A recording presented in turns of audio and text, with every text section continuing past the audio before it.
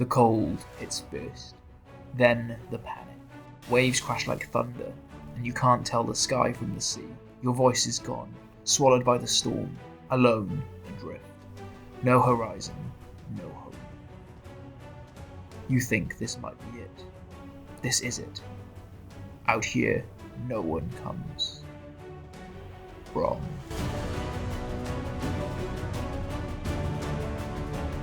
Over the horizon comes the blue and orange, the RNLI. Volunteers who charge into chaos, through storms, darkness, the worst that the sea can throw. They go. They train for this, they live for this. No salary, no fear, just the call and the rescue.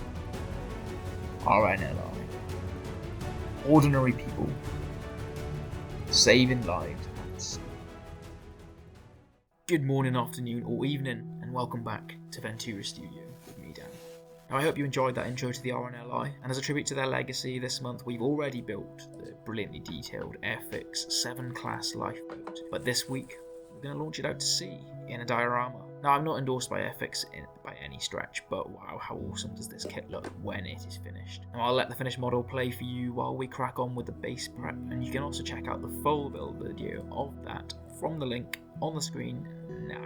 For those that haven't watched that video, for each purchase of this kit from the Airfix site, a portion is donated directly to the RNLI. There is also an affiliate link to the product in the description if you'd like to pick it up. Now, the base of this diorama is going to be this wooden artist board, and you just saw me drill the holes for our interior lighting wires and then pull those wires through and fix the boat to the base. Next, I made sure to wrap the lifeboat up in some cling film, and then I went directly at the board with some of this air dry clay, which is going to form the base of our sea.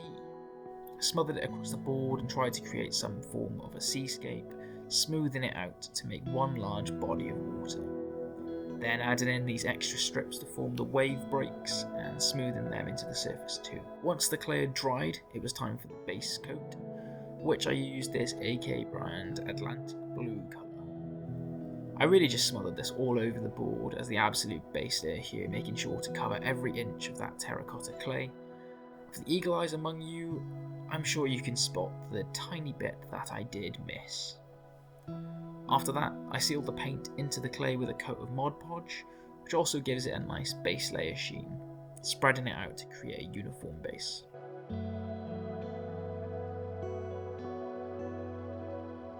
After that, I used this AK Atlantic gel.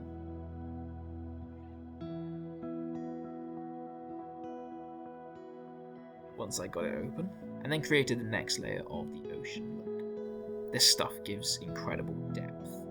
I actually did 2 layers of this, but only showed one on the second pass, making sure to create some form of wave structures. Now, I naively thought that I'd be able to just pull the cling film through, but quite quickly realised that this was going to pull all of the clay out with it.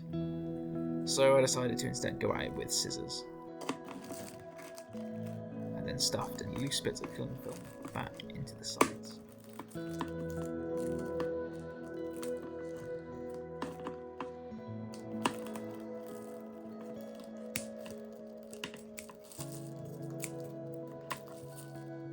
Next, I added some AK water foam to create a seafoam texture.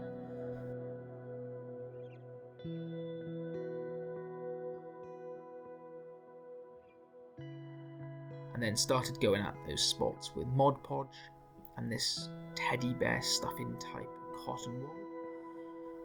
I'd apply the Mod Podge, stuff some of the stuffing on it, and then just drag it out with my paintbrush.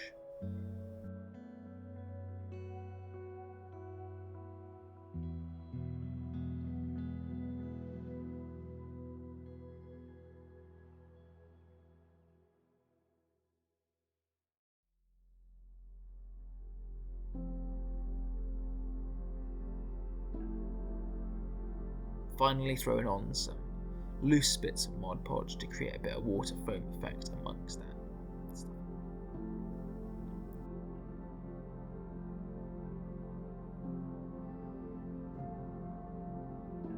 Here is a rapid view of how it all looks.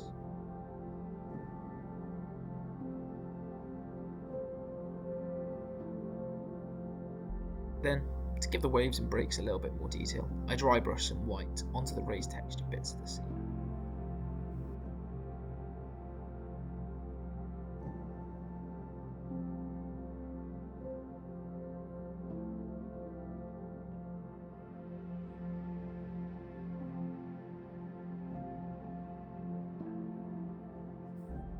Finalising it all with a coat of matte acrylic varnish as always.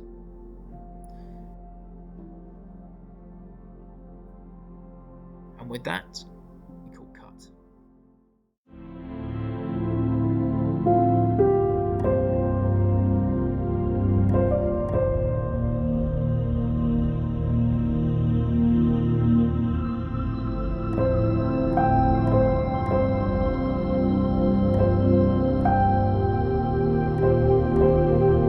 Now I hope you all enjoyed this week's video.